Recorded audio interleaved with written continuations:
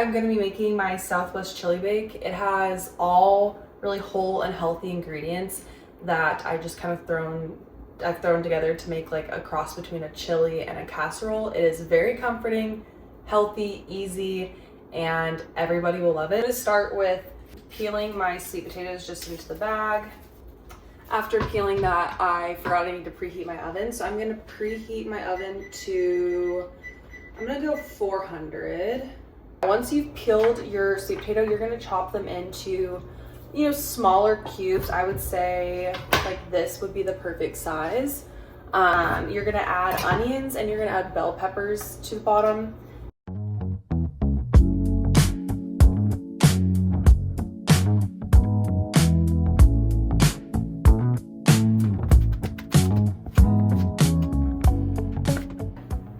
Olive oil over top, and do a healthy serving of cumin. I'm just gonna take her off.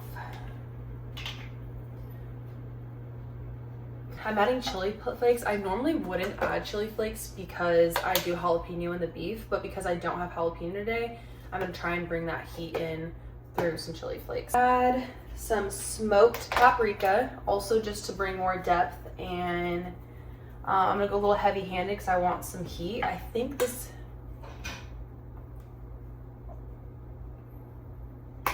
no, this is more smoky. I think we have this Chipotle powder.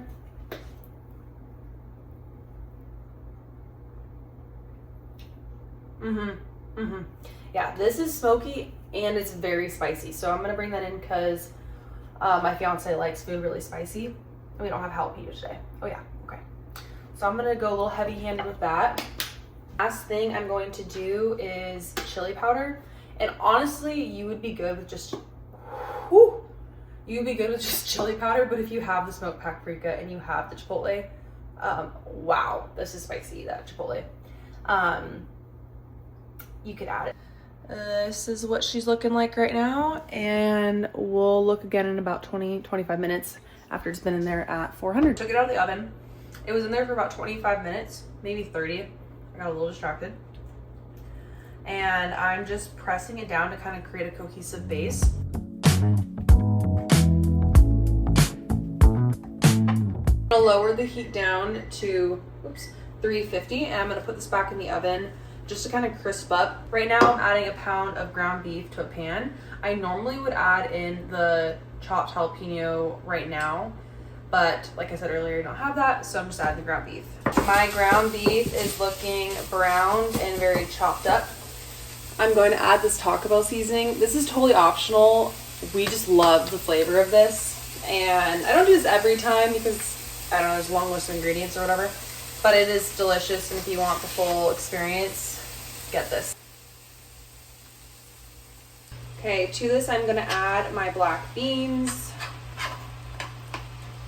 Once my black beans are mixed in, I pull out my sweet potato base. Everything should be almost caramelized and slightly crispy. At this point, it's probably been in the oven close to 40 minutes. Put your black bean and beef layer right on top. I take some time to spread it out really evenly because I want all the ingredients in every bite, which makes this meal so delicious.